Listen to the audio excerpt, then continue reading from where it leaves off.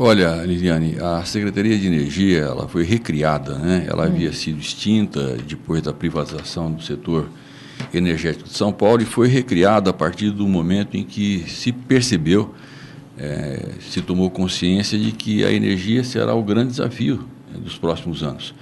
Está aí o Brasil à beira de um apagão e é muito importante que você tenha alternativas renováveis que preservem o planeta.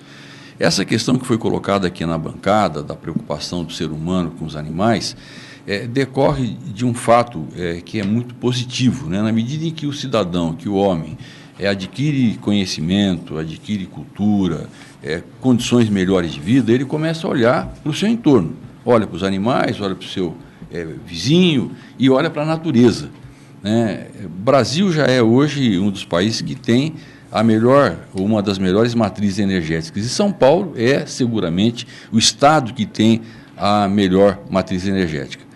Nós, na Assembleia, aprovamos a PENC. E a PENC estabeleceu, em 2009, que São Paulo, em 2020, deverá emitir 20% menos de gás carbônico do que emitia em 2005. Bom, para isso, você tem que melhorar a sua matriz. Você tem que abandonar, se não definitivamente, mas reduzir dentro dos limites, a utilização do petróleo e seus derivados. São Paulo não tem hoje uma reserva hídrica remanescente que permita a gente melhorar a nossa matriz ainda mais, que é 55%, nós queremos levar para 69%, porque o que sobrou é muito pouco.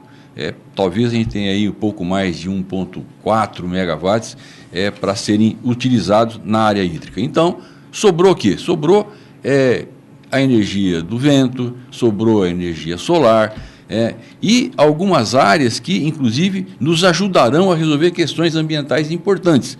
Por exemplo, você buscar energia no tratamento do lixo. Você resolve uma questão ambiental seríssima, né, que é a contaminação do lençol freático, né, situações em que você tem aí uma degradação de áreas importantes e a própria dificuldade que você tem de encontrar áreas para que você possa fazer aterros, ainda que sejam sanitários e bem cuidados. Então, São Paulo, e na nossa área em particular, na secretaria, subsecretaria que eu cuido, que é das energias renováveis, a gente fez o Atlas, primeiro, o Atlas eólico, para definir quais são as regiões de São Paulo onde você pode fazer e pode. E quais são? Sobretudo na região de Sorocaba, Campinas, são áreas muito boas, na região central de São Paulo, região de Botucatu, de Jaú, né? Agora, na questão fotovoltaica, né, na questão solar, é uma coisa surpreendente. São Paulo, e muitas pessoas não acreditam nisso, mas quem vem, como eu vim do Noroeste, aquela região de Rio Preto, Araçatuba, Barretos, Presidente Prudente, Feliciano, nós temos uma insolação anual muito parecido com as áreas mais ensolaradas do Nordeste. Né? E nós demonstramos no Atlas Solar que se você pegar apenas e tão somente a melhor faixa, né, não é que as outras não sejam ótimas. Se você pegar só a melhor faixa de insolação em São Paulo, nós temos condições de produzir a mesma energia que a Alemanha produz em todo o seu país. Né? Se você somar a possibilidade que nós temos de utilizar de maneira adequada, né, a energia solar e a energia eólica, nós podemos praticamente dobrar a produção de energia que nós temos em São Paulo hoje. Mas, secretário, do descobrimento, da descoberta, da pesquisa, o que já foi implantado?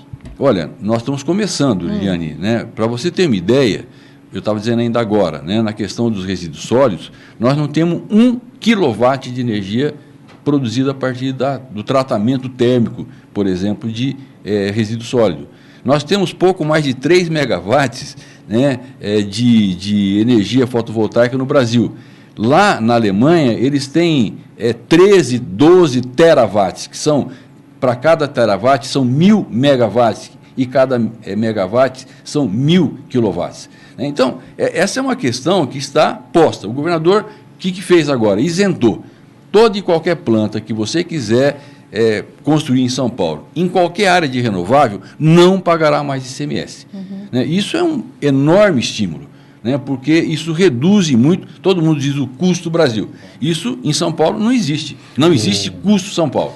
E agora nós temos que trabalhar para, eventualmente, agregar valores adicionais, como, por exemplo, nós estamos conversando muito com o Calab, né, para que, eventualmente, a gente consiga também desonerar do ICMS a energia gerada a partir de algumas dessas fontes. Algumas talvez não precisem desse estímulo, mas, sobretudo, a fotovoltaica e a de resíduos sólidos, ela não prosperará se não tiver esse estímulo adicional. E São Paulo está aberto. São Paulo hoje, Eliane, é decididamente e indiscutivelmente o estado mais avançado na área de renováveis. Mas não foram só essas as vitórias da Secretaria de Energia, né? Nós estamos trabalhando, por exemplo, muito na questão do biogás.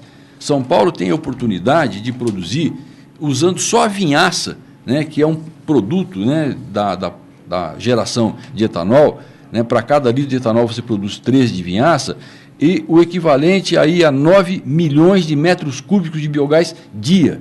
Isso, em 2020, representará 30% a 40% do nosso consumo de gás, substituindo o gás natural, que é poluente. Então, a Secretaria avançou, Liane, foi um acerto do governador. Agora, subsecretário, a pergunta que não quer calar, por que a gente vive em algumas regiões da cidade, acho que é uma satisfação que a gente tem que dar para o pessoal em casa, né, diante de tudo que estamos comemorando aí.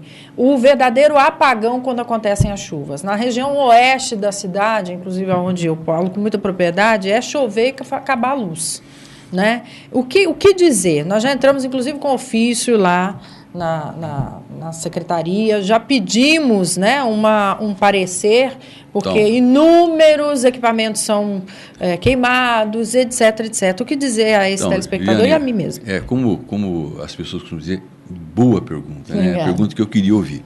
Na verdade, o cidadão comum, quando ele vai analisar o desempenho de uma secretaria, sobretudo de Secretaria de Energia, ele está preocupado com o seu bem-estar pessoal, saber se a televisão dele caiu na hora da novela, do capítulo final, se o meu Coringão jogando, caiu energia. Não é só isso não, é o acesso à sua casa, que a violência está instalada na cidade. Colocando assim, né? O cidadão, ele analisa o desempenho em função do seu bem-estar pessoal e da sua própria segurança. Nós temos 2 siglazinhas, FEC e DEC. FEC é o número de vezes que você tem por ponto a rede elétrica interrompida no seu fornecimento por ano. E o DEC é a duração dessa interrupção. São Paulo, claro que enfrenta, é o estado que tem, né, a menor incidência ou o menor índice do Brasil. Mas as pessoas se queixam. Nós conseguimos, no caso do FEC, reduzir em mais de 20%, né, em relação ao que a gente recebia antes, ou que nós recebemos quando assumimos a secretaria. E no caso do DEC, que é a duração, também caiu. Liliane, mas por que na minha casa caiu, ficou 6 horas, 8 horas? Existem algumas questões que não dependem da distribuidora ou da fornecedora. Caiu, por exemplo, eu moro nos Jardins. Existem árvores centenárias nos Jardins. A cada chuva você sobe a Bela Sintra, é difícil a chuva forte que você não encontra pedaços ou árvores inteiras derrubadas. Para que a distribuidora possa atuar, ela depende de uma série de procedimentos anteriores que não depende dela. Tem que ir lá à prefeitura, só a prefeitura pode cortar, né? Então, às vezes demora 10, 12 horas para que a prefeitura consiga liberar a via. Só depois de liberar a via e os bombeiros darem autorização é que a distribuidora pode entrar. Então, são situações que só serão resolvidas no médio prazo, na medida em que você tiver capacidade, inclusive econômica, de enterrar a via que hoje é aérea.